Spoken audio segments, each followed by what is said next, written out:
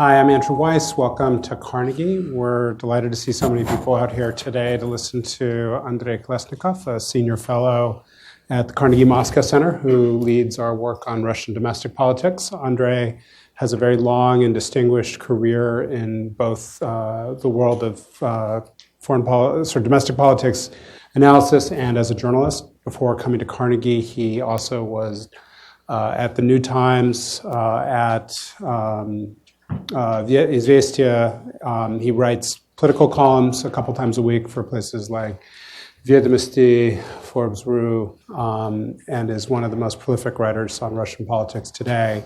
We're going to talk now about a study that Andrei published in the past couple days in English. It was published in Russian a few weeks ago. That is all based on a series of polling and focus groups that the Carnegie Moscow Center conducted with a very important partner, the Levada Center, Russia's most prestigious independent sociological and polling organization. And the goal of this project, which I encourage folks to look both through the slides, but also the report that Andrei published, which is called The Perils of Change, Russians' Mixed Attitudes Toward Reform. The goal here is to see what are the bottom-up pressures for change inside Russian society. How do those connect to the regime's attitude toward the sort of status quo, the persistence of conformism and passivity in the Russian electorate, and sort of figure out what those kinds of trends tell us about the future of the Russian political system on the eve of the presidential elections, which will be held on March 18th. Andrei is going to walk through the slides and the data, and then we'll talk after that about some of the broader conclusions. So anyways, Andrei, welcome to Washington. I know you've made this presentation already in New York and Boston. It's great to have you do it here in Washington. Main place for any presentation, the capital of the world. So thank you for the opportunity to talk here. So this survey is really quite important. Found out that we made really quality work with my co-author Denis Volkov, who is a rising star of Russian sociology right now. And Levada Center is the only independent sociological organization in Russia, apart from Kremlin sociology structures. So the title is "Do Russians Want Change?" This is one of the main questions because we're coming to the next presidential term with quite low expectations.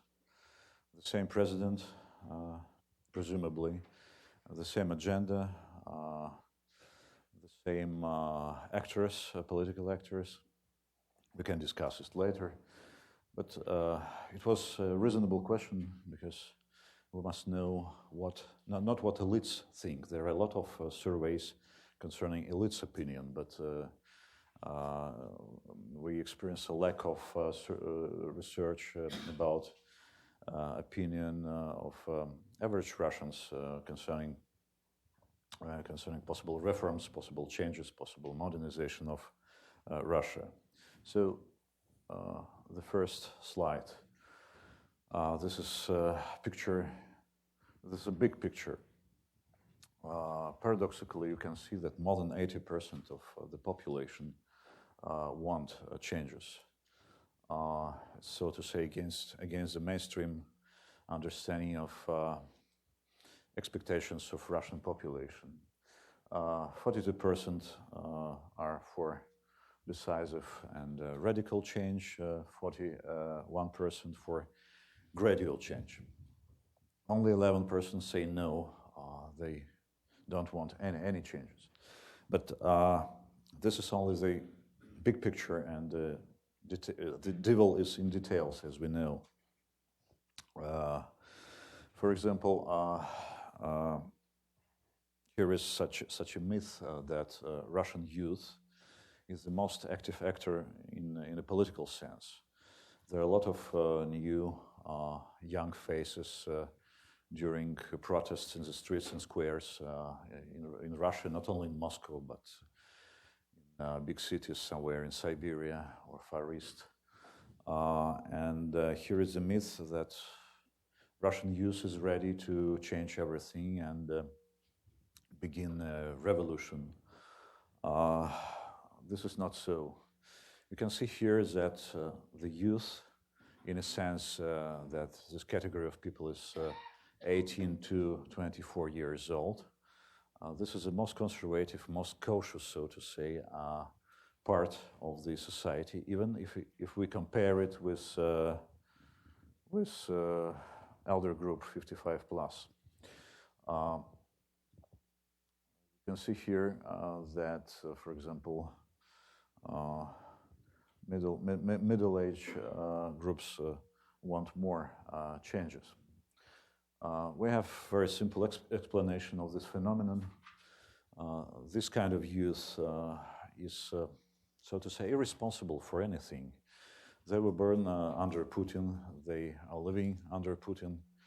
Putin, this is a constant factor of our everyday life. So it's a natural feature of this category of people to not to be involved in political issues, to be politically apathical, to be concentrated to their private life. And but the situation here is a kind of a generation gap between, so to say, junior youth and youth which is more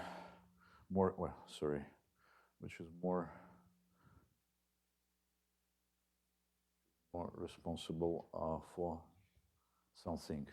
This group of people, 25 to 39 years old, they have families, they have incomes, they have responsibility for at least themselves.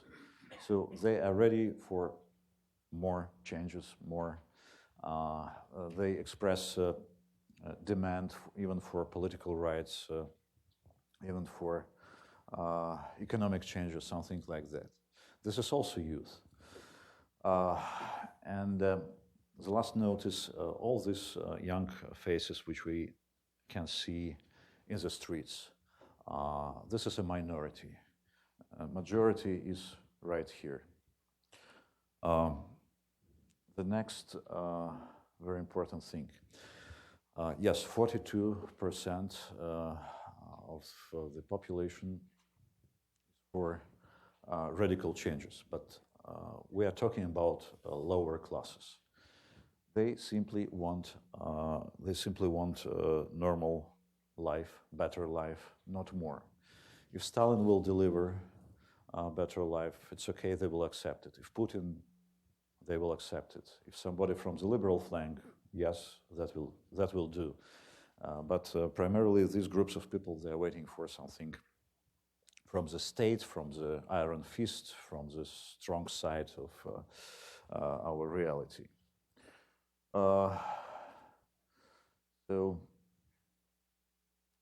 This is the explanation of this desire for better life, the prioritization of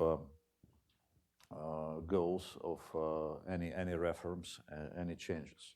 You can see that the first place and the second place in this ranking, this is all about well-being, all about better social protection, all about economic issues. Small paradox. We got accustomed to think about Russians as a nation which is obsessed by the idea of a great power, and a great power status. This is only the last goal in this long list of possible goals. Why is it so? Again, very simple explanation. We have achieved this goal in recent years. We are right now great power. We are right now trendsetter in a global sense of the word. So today, Putin and all the nation and power must concentrate its efforts on something more material, more substantial, on economy, national economy, and social issues.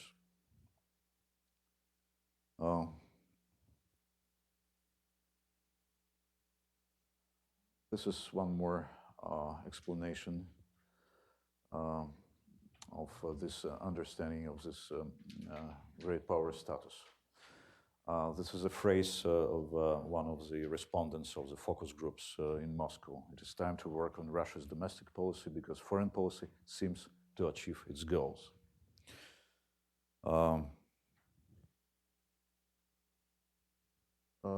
This is a very important slide.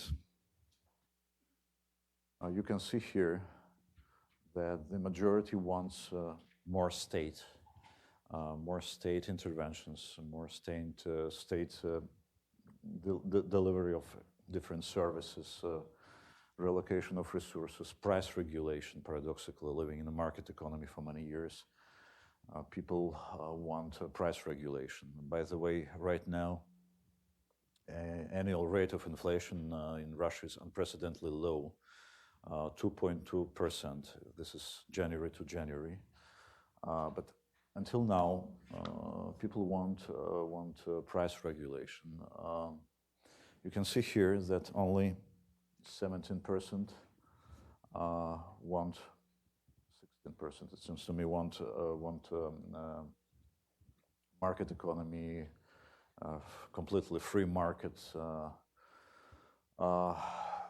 This is not a tragedy because all the polls, all these years, are demonstrating that the share of liberals, Western-oriented part of the population is just like 13%, 14%, 15%, 16%. So this is one more evidence that here is the share of liberals in our society. And nearly the same figure, we can get it when we are assessing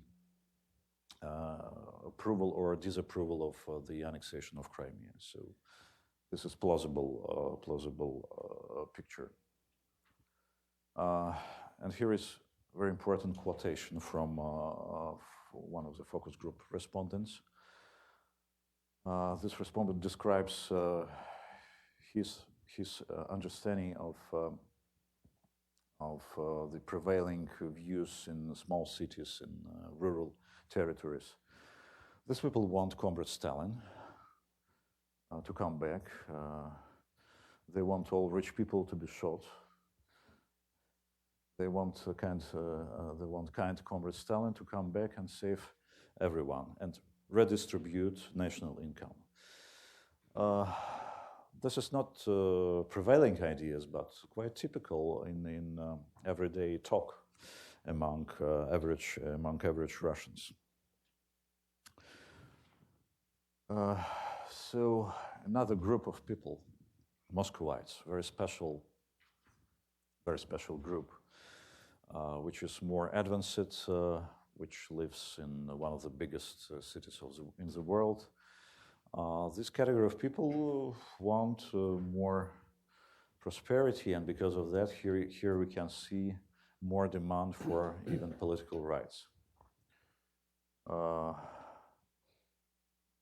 But I must say that Muscovites, being more liberal, more democratically oriented, simultaneously can express demand for state regulation as well. We think that it is not about paternalism as such, but it's more about understanding that state must deliver services to its nation, to people, to inhabitants, especially it's typical for Moscow. But again, really, capital of this country is more liberally oriented, so to say. The next slide and another important question: who is Mr. Reformer? You can see that the most popular response is no one. Mr. Nobody is the main reformer in Russia. But the third place is under Vladimir Putin, 25%. No alternative figures in this political field, monopoly in a political field. And because of that, even advanced respondents say, so maybe Vladimir Putin can implement reforms, despite the fact that he's here with us for 18 years. This is a period of time, typical for Brezhnev, for example. Brezhnev was the ruler of Russia for 18 years. And other names in this list. This is a typical list of politicians, legal politicians, official politicians in Russia. Typical list for questions,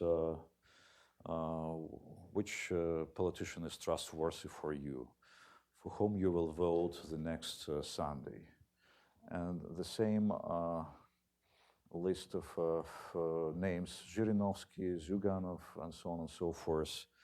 Shoigu and Lavrov, the most popular ministers in Russia, because they are defenders of our borders.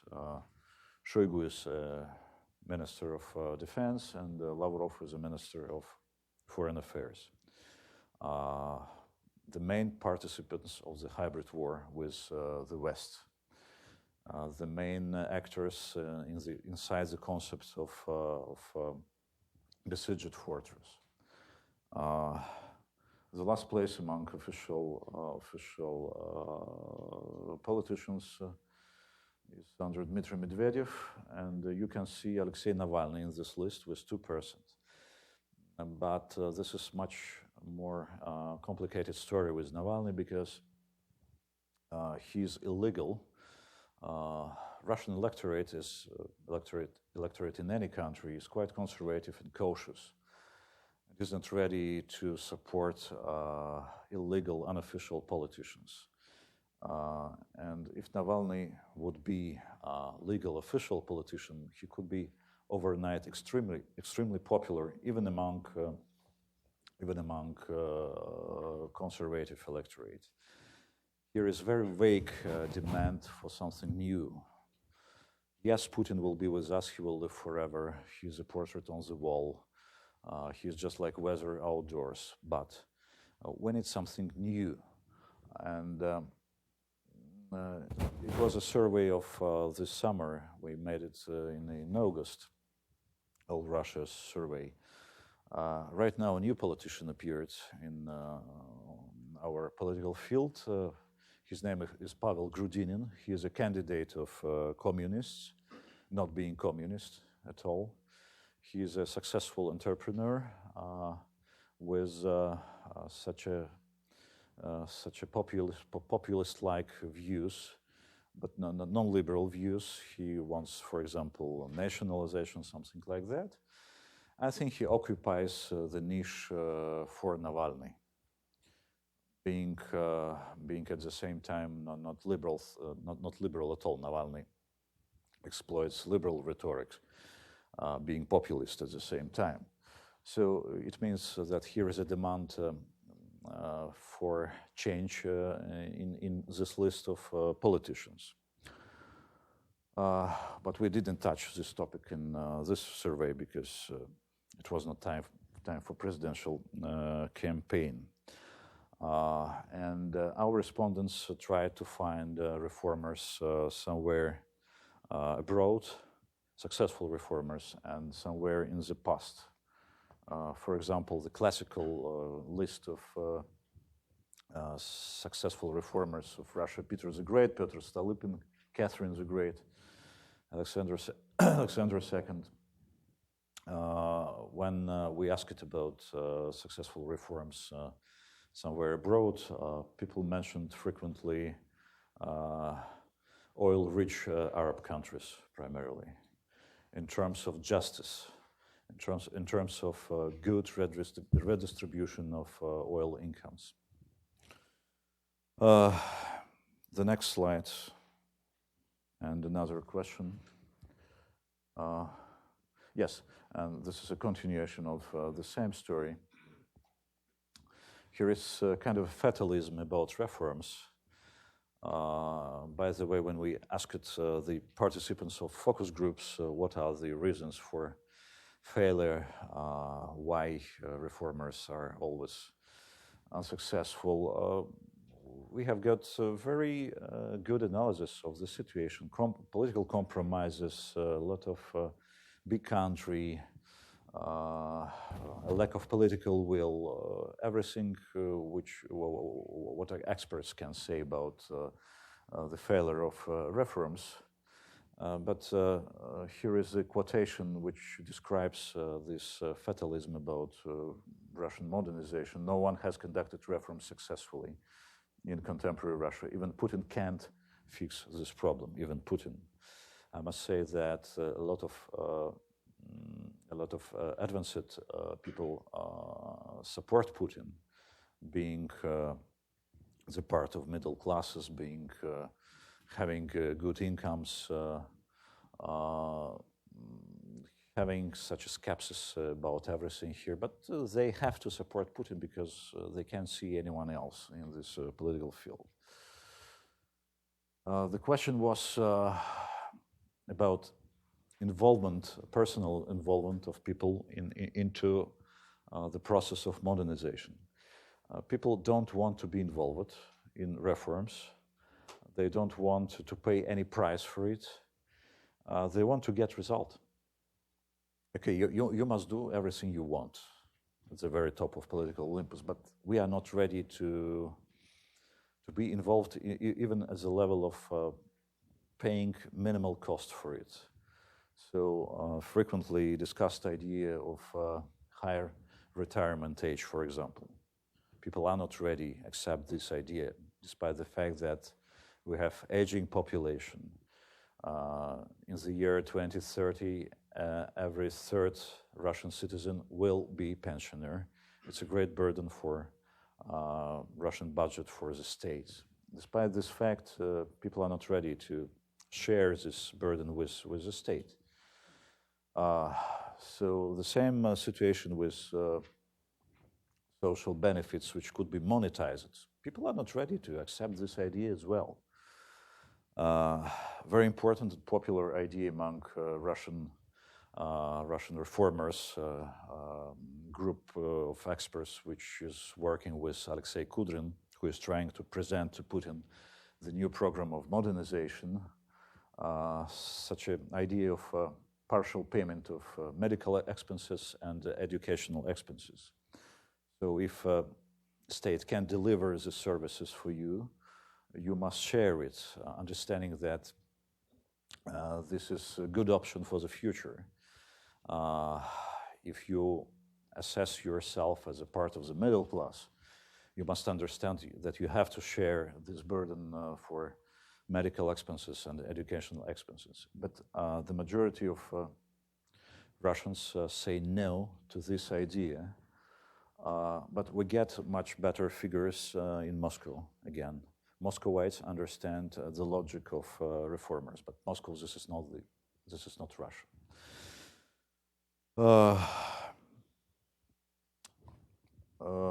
These are some quotations from focus groups respondents. You can see here that respondents quite soberly assess the logic of average Russians. Most people want changes, but they don't want to do anything to make them happen.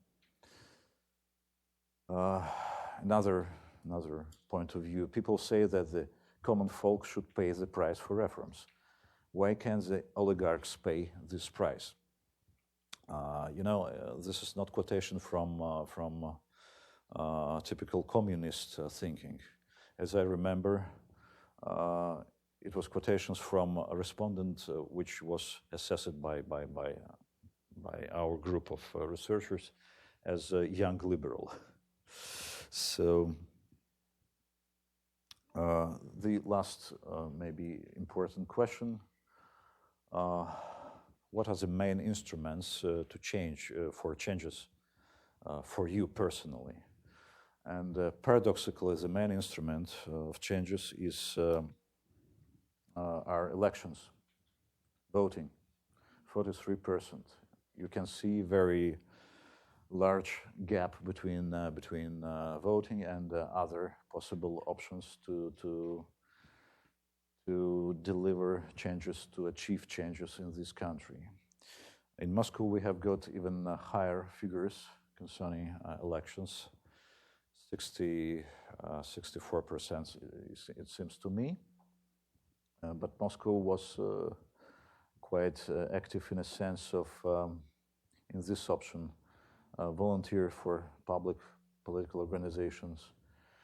So Moscow experiences kind of a civic awakening in recent years, but this is unique experience and unique situation for Russia. We explain it in such a way. In Moscow, different groups of people were damaged by the behavior of Moscow mayor, who intervened into private space of Muscovites. And it was the beginning of the process of self-organization of Muscovites, non-political. At the end of the day, it could be political organizations and political involvement, but primarily it was not. And there are several stories, success stories. At the end of the day, Muscovites, small groups of Muscovites in different districts were winners. And in a previous work which we have made with Denis Volkov, self-organization of civic movements in Moscow, we predicted the resistance of Muscovites to the actions of the Moscow mayor. You can remember then that in the year 2017, mayor initiated a great campaign for demolition of 5-story buildings in Moscow. He thought that it would be popular, but people assessed it as a penetration, as an intervention into their private life. Again, the authorities decided what is good and what is bad instead of Muscovites. And it was a wave of protests, again, non-political protests. But as I know, authorities were tremendously afraid of this new, unexpected for them movement, which wasn't led by Navalny or somebody else, which was led by simple Muscovites of different ages and different political orientation. It was a new phenomenon. So, again, in the context of the presidential campaign, we must say that people can assess elections as a possible instrument for changes. No, not in the case of presidential elections, which are not elections at all. This is more about reconfirmation of the empowerment of Putin, not more. But in the future, this very instrument can work, can be actionable. So I will stop myself here in order to Great. leave the space for discussion. Okay, thank you, Andrei. It's a very powerful set of slides, and the paper is also quite compelling. The picture I get, and I'm probably oversimplifying, is of a stagnant and exhausted society and a very stagnant, exhausted model for ruling it. And the two are just kind of almost slowing down to a point where it's hard to see how it changes direction, either goes downhill or, in the ideal scenario, becomes more reform-oriented. It's also hard to find any external requirement that would force that kind of change other than demography or the actuarial table, which is that Putin can't stay in power forever just because eventually he'll be too old. But the status quo could go on for a very long time. Is that your assessment as well? And the paper you published about a week or so ago about Project Inertia started to develop that idea. I'm just sort of curious if you could expand it a bit. Yes, I think that our society is in a stance of depression, permanent depression, not only in economic sense, in social sense, in the sense of perception of reality, in the sense of moods. Everything is assessed as a new normal. So if the member of a middle class is falling into poverty, so okay, We got accustomed to be in poverty for many years in Soviet times, in the first years of liberal reforms, and the culture of poverty is coming back without any problems, and it is assessed as a new normal. So right now it's a very interesting phenomenon. Right now we are experiencing a credit boom in Russia, but it means this is not the sign of recovery in an economic sense. This is a sign of fatigue from bad, gloomy moods. People want to buy, I don't know, to buy something, to buy fridge, for example, new fridge, to buy more clothes. Because of that, they want to express their personal optimism, but they can't return this money because this is the fourth year of the decrease in real incomes.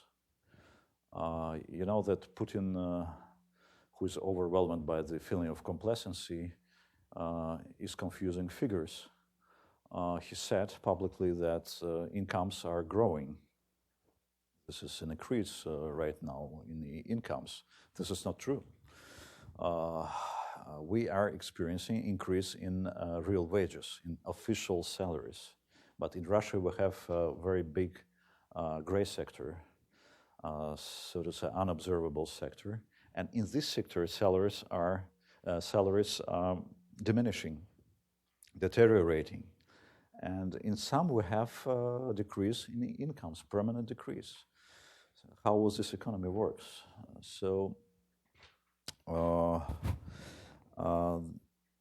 In a sense of the behavior of elites, they don't know anything about themselves because Putin is not ready to say whether he is lame duck or he is not lame duck, whether he will go away in the year 2024 or not, whether he will change constitution or not.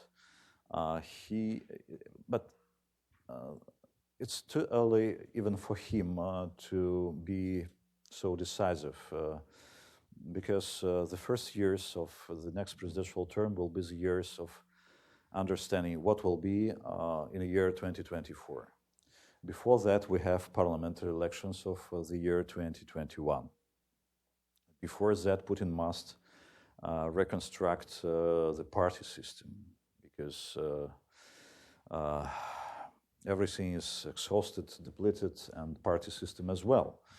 The leader of the Communist Party, Zyuganov, is 75 years old. With Vladimir Zhirinovsky, he was one of the two pillars of the system for more than a quarter of a century. Единая Россия, Joint Russia Party, the party of power, is simply the trade union of the bureaucracy. It is not workable. Its activity is not noticeable. So the authorities maybe initiate the process of reconstructing or inventing a new liberal party, a party which could spoil the activity of real opposition, and Ksenia Sobchak, who is now in the USA, could be the best leader for such a party under control of the Kremlin. A lot of different goals and problems, not to mention economic problems, not to mention the balance of elites. I can name this process as a Francoization of the political system from the name of Caudillo, Francisco Franco. Putin is aging. Putin is not ready to touch political fundamentals of his system, but he is ready for some small adjustments in this in economic system, in administration. He's ready to balance different groups, different camps inside his inner circle, just like Franco did it since the middle of 1960s. It's just like in a very famous Spanish anecdote of this epoch. Franco is sitting in his room in a palace, and he has two bunches of papers before him. One of this bunch was the title "Problems which were solved by the time," and the first bunch is "Problems which will be solved by the time." And his only activity is to remove papers from one bunch of paper to another one. It looks like this. In the very beginning of first Putin's term, I compared him with Mussolini. He was full of energy, I would say youth energy. He was ready to reconstruct the system. But I thought that he will construct, so to say, corporatist system with controlled groups of people everywhere. I think I was right. We can see this system right now. Everything is under control, and everywhere, in every sphere, we can see monopoly. Monopoly in the economy. 70% of economy is 70% of the contribution to the GDP is from the state side. This is state economy. Monopoly in political sphere. One party, one leader. Everything is under control. Real opposition is illegal opposition. Monopoly in a spiritual sphere, so to say. Russian Orthodox Church, official Russian Orthodox Church. This is the main instrument to maintain this monopoly in the spiritual sphere.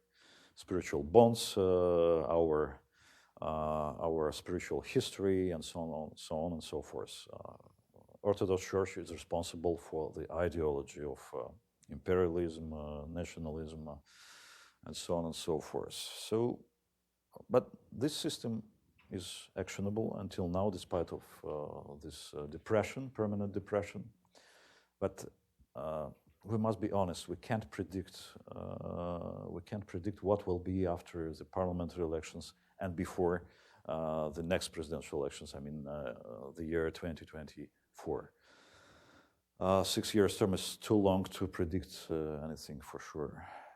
So I wanted to go back to one of the most interesting findings in this poll, which was the findings about Russian younger people and their apparent conservatism or lack of desire to shake things up.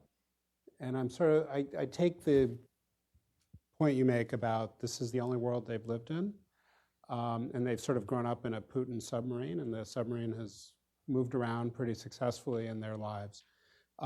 But you clearly have a breakdown in the model that originally the regime used to create that level of control that you were describing, because younger people are more connected to each other, they're more connected to the internet. There's a slight difference of how older people and younger people receive information, and the control over their media diet is going to be very different because the social media networks have sort of created more horizontal connections within Russian society. Could you talk about the paradox, which is we see street demonstrations, we see social media use and internet use exploding, but then this conservatism about where Russia should go? Is that just because they think that's the answer the pollster wants to get, and they're trying to satisfy a paternal figure? This is the gap between, I would say, majority and general trends and minorities, which are quite significant. Because we mustn't belittle the role of minorities, active minorities, in the story of this country and in the future of this country. I can suppose that the youth could be an actor, an agent of changes, despite the fact that, again, majority is very conservative and very apathical. The picture is very contradictory, and we have a lot of discussions in Russia, in expert community, about the youth especially. My friend and colleague from European University in St. Petersburg, Dmitry Travin, says that we need to wait for generation change, and everything will change, not overnight, but steadily, slowly, but it will be changes for good, for brilliant future, so to say. I had a talk with Ivan Krastev, Bulgarian political scientist. He said a very interesting phrase. He said that the successor of Putin will be not man or woman, but generation. This is also a contradictory idea because we can say in our country about, so to say, hereditary aristocracy, the result of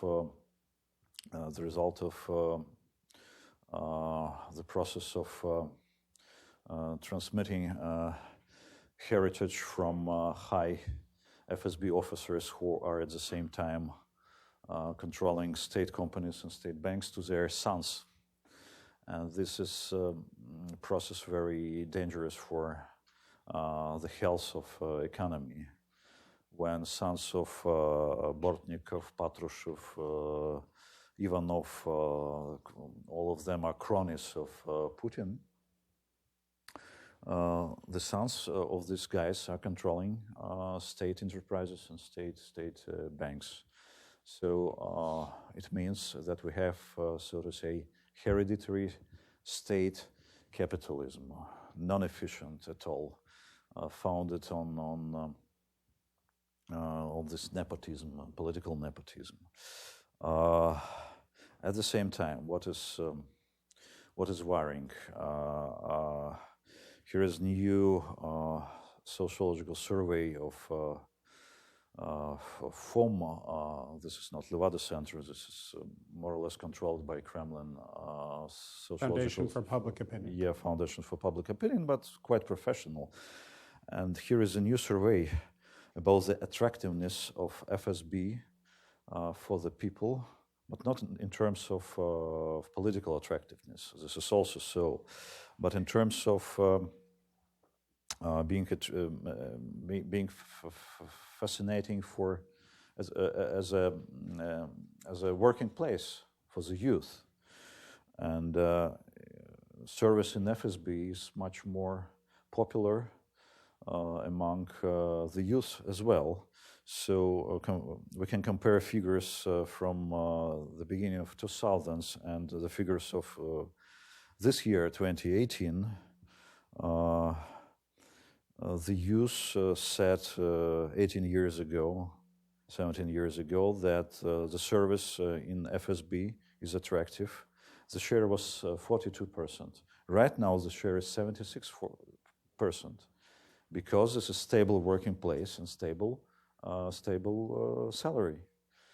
It means that all these people will be the basis for the future middle class. Or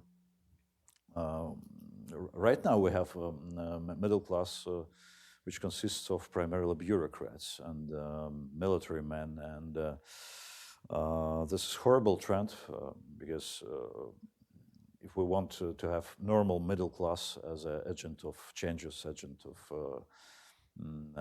actor, the main actor in economy, it must be entrepreneur.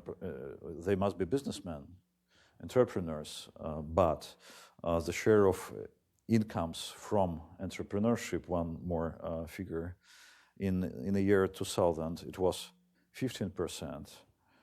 In the year 2016 was 7%. Such a decrease in incomes. It means again that the basis for the middle class is somewhere in the state servicemen, state secret servicemen, state military men, and so on and so forth. So. And the question is how this economy can be developed on the basis of such a middle class. Okay, so let's open things up. A couple ground rules before we do that. If people could identify themselves before you start speaking, end your question with a question, and finally wait for the microphone. Why don't we start with you, sir, over there?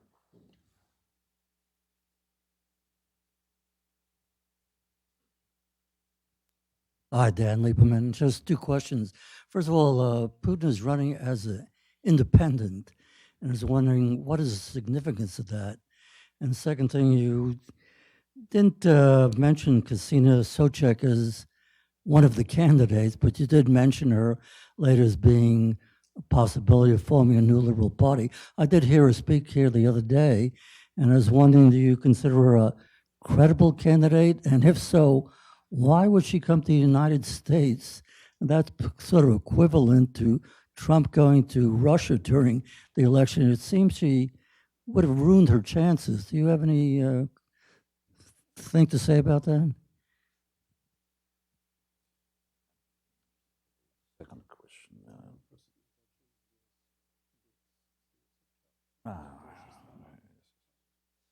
So yes, really, Putin is an independent candidate.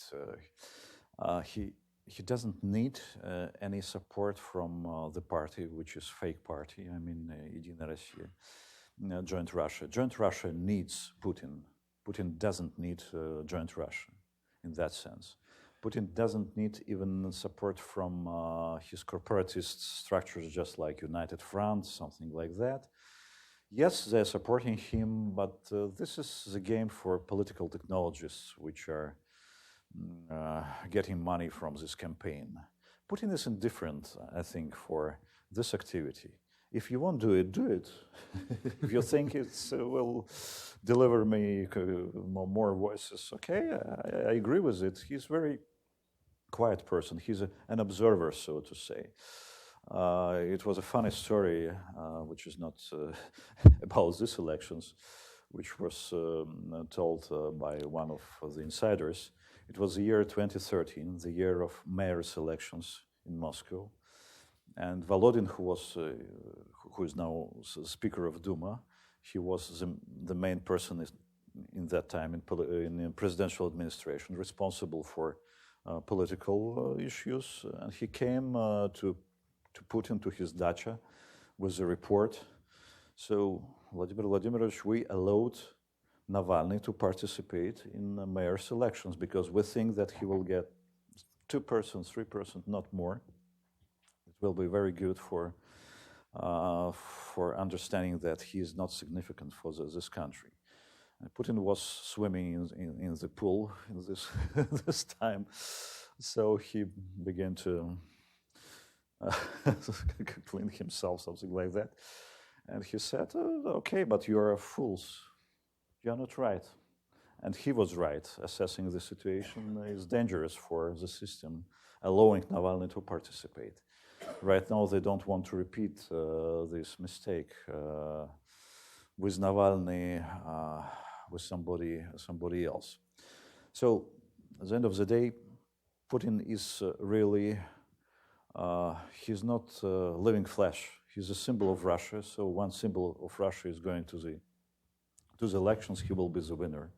So he doesn't need any additional support. So he's the president of the all Russia. He's not the president of the party, Joint Russia.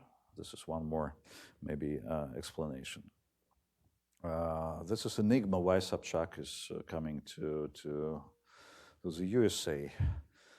It means that she doesn't think that she will get a lot of voices. He has time to go abroad. He has time to talk with foreign electorate, so to say. She has time to represent herself for the foreign audience, maybe as a future leader of a, so to say, liberal party in this country. I think that she sincerely wants to be a real politician, but partly under control of the Kremlin, with some opportunities which are delivered by Kremlin. So she knows for sure that this is her game, not as a real candidate, but as a future politician, which must be significant for the West as well.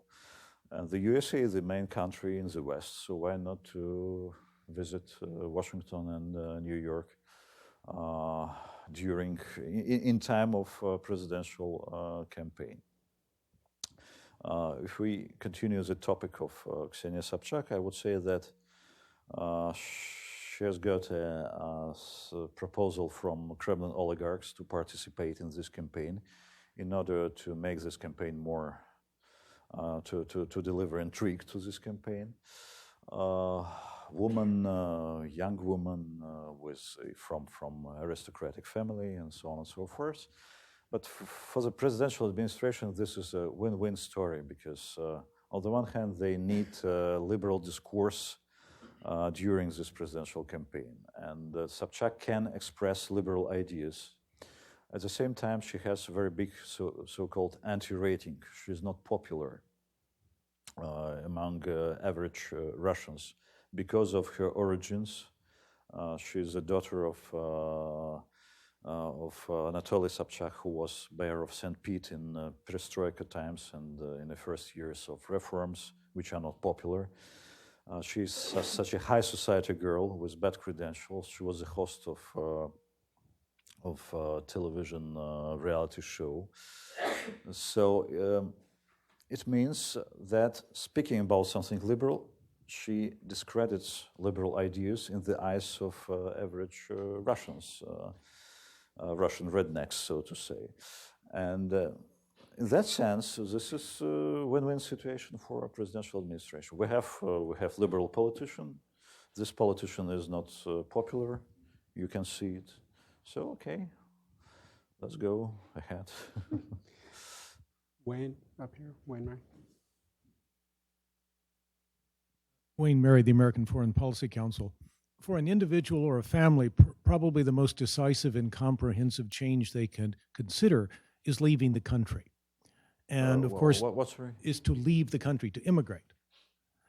And of course, there's a great many Russians living abroad. Many of them have 1 foot abroad and 1 foot in Russia. Many have gone abroad and come back to Russia. This is a fairly fluid population. But to what extent do you, in looking at the numbers, looking at the results of your questions, get a sense about a generational difference in attitudes about whether this new generation you talked about, the generation that will come after Putin, sees its future as being fundamentally in Russia or being partly in Russia and partly abroad, or is there some kind of a dynamic there? Because this is one of the first generations in Russia's 1,000-year history for which that has been an option. And obviously, Russians are a very dynamic part of the world population today. And how does that feed into your overall analysis? Yes, it's a very good question. But when we are talking about big statistical data, for example, an immigration rate is insignificant. But we must talk about quality working force of a high quality, skilled, new, young graduates from the best universities in Russia. Good education in Russia is for working in state companies, state banks, or for an export, for exporting working force to the West primarily, not to the East. Right now, according to some assessment, the figure of immigrants with higher education is nearly 1 million, which are living in the West, in the developed countries. This is a significant figure, taking into account this is the best persons from this nation. So, one example, I was in New York on Monday, and I have met with my former colleague, my former chief. I worked in Izvestia 13 years ago as a deputy editor-in-chief, and the editor of Izvestia at that time was very talented young person, Vladimir Borodin. I was his deputy. There were 2 more deputies. So we tried to make from Izvestia something new and advanced and so on and so forth. Right now, this is totally pro-Kremlin newspaper, but I'm talking about another thing. Among 4 deputies and editor-in-chief, and I am the only person who is living in Russia, because editor-in-chief is in New York as an owner of 2 restaurants, quite popular, Lobster, something like that. So the second deputy editor-in-chief is a successful start-upper in digital sphere in Australia, in Sydney.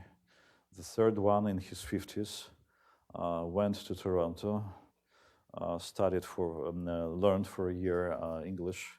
Then he studied digital media. Right now he is working in Toronto and living in Toronto.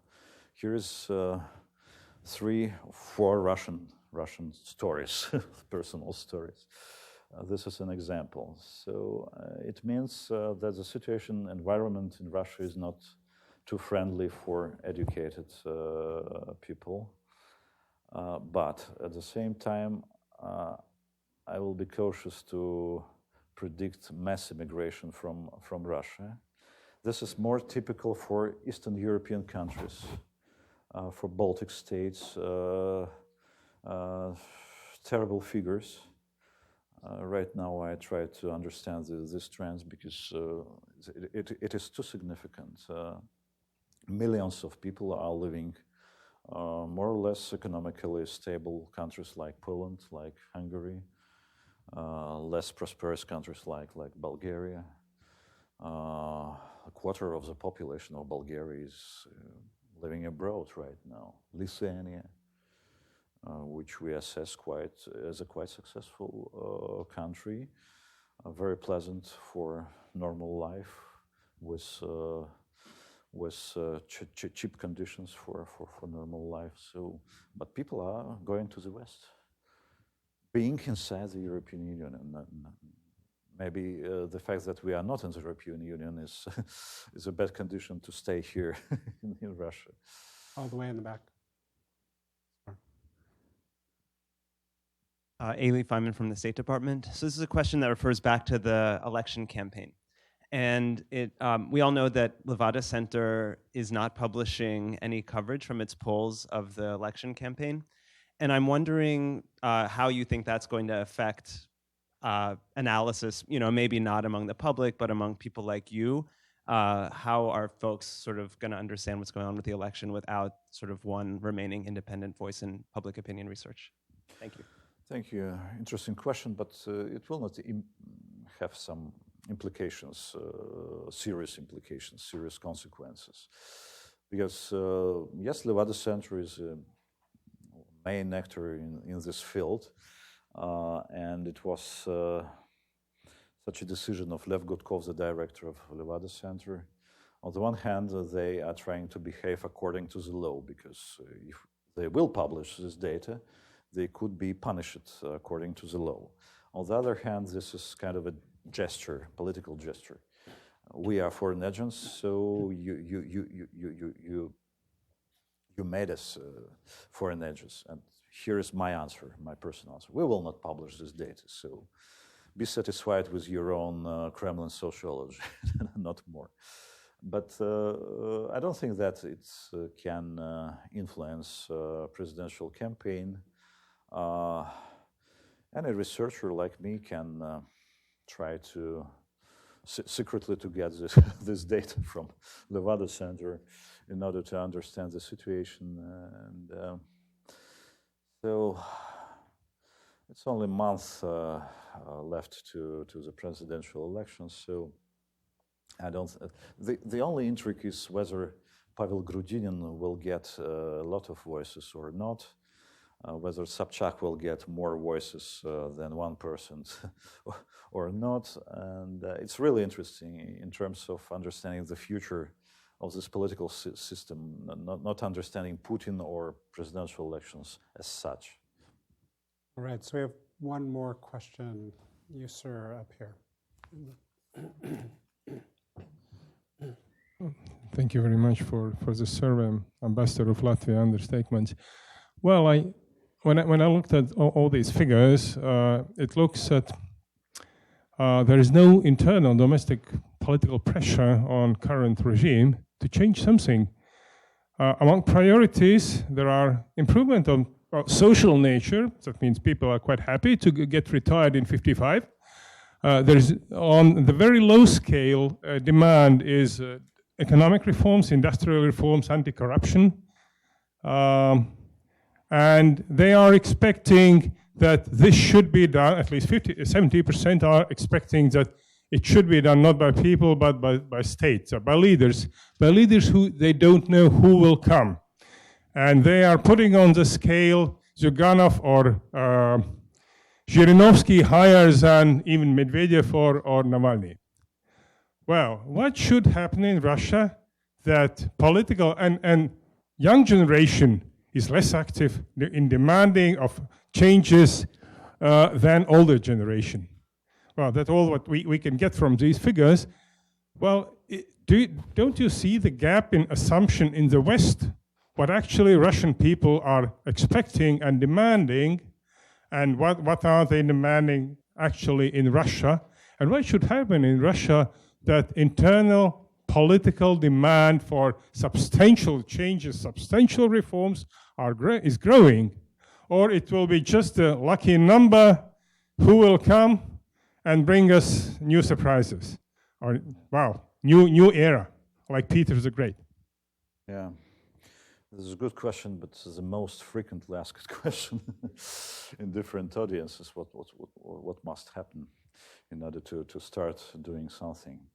I will tell you the story, not story, but specific quotation from one of the reformers in these express groups which were working on a new program of modernization, the so-called Kudrin's team in the Center for Strategic Research. It was a phrase, it was a discussion about how to present the results of this work to Putin in order to be successful. And somebody said, we must frighten him. If he will be frightened, he will begin to do something. But he is a courageous man, and this is a problem for the beginning of any changes. And yes, here is a small political pressure, and not from the political opposition, but from some groups inside elites, primarily from Alexei Kudrin. But